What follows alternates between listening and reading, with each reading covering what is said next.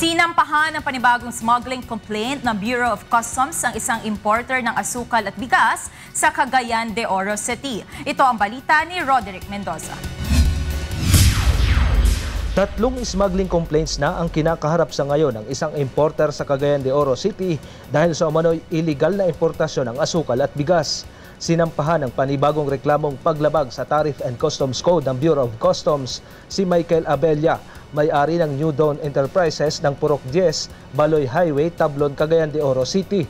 Nagugat ang pinakabagong reklamo laban sa importer sa umano'y tangka nitong magpuslit ng 260,000 kilos ng asukal galing Thailand na tinatayang nagkakahalaga ng 13 million pesos.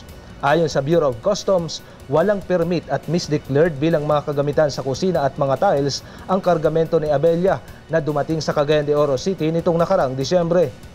Ang aming i-file ngayon sa umagang ito ay tungkol sa misdeclaration ng kargamento na ang sinasaad ay kitchenware pero ng tiningnan ay refined sugar. Yon ay nakapaloob sa 10 by 20 containers.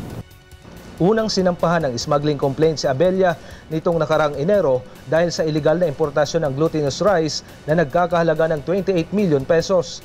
Nitong nakarang Marso, muling sinampahan ng reklamo ang importer dahil sa illegal na importasyon ng bigas na nagkakahalaga ng 16 million pesos. Kasalukuyang nakabinbin sa Department of Justice ang naturang mga reklamo. Samantala, nag-expire na ang accreditation ng nasabing importer nitong nakarang Marso at ayon sa Customs, mahihirapan na ito na muling magpa-accredit sa kanila. Roderick Mendoza, UNTV News Worldwide.